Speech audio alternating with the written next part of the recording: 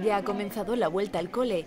Un año más se repite la misma imagen, pero esta vez con algunas novedades.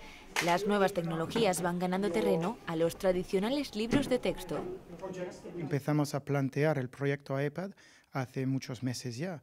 Empezamos con un pequeño grupo de profesores y de ahí empezamos con todos los profesores de quinto, sexto y primero y segundo de la ESO. Y los niños han empezado ahora, desde el primer día del colegio, con sus iPads en clase. Tablets, ordenadores y pizarras digitales se convierten en instrumentos cotidianos para los niños desde bien pequeños.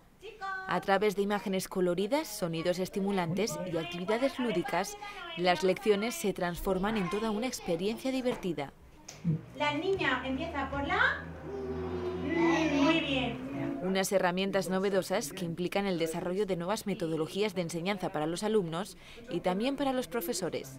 Y como vemos aquí, uno de los alumnos tiene el libro de Science y en este momento vamos a empezar con el sistema solar y como se puede ver, si cliqueamos encima, se hace más grande el dibujo y podemos seguir las páginas así. Así no es como un libro normal y corriente.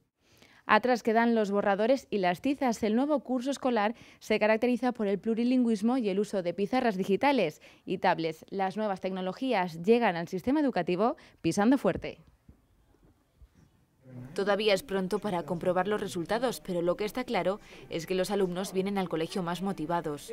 Les encanta tener un iPad porque ellos lo conocían como algo, como un juego, pero ahora ven que puede ser una parte integral y didáctica en nuestras aulas. Estaba muy chulo y yo he estado todo el verano pensando en el iPad.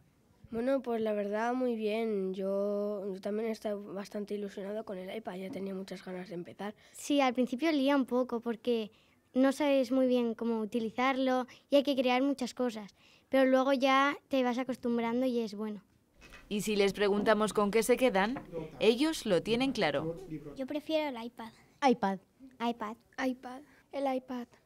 Clases desde casa y ejercicios interactivos son términos que pueden sonar a película de ciencia ficción, pero es que el futuro ha llegado a las aulas.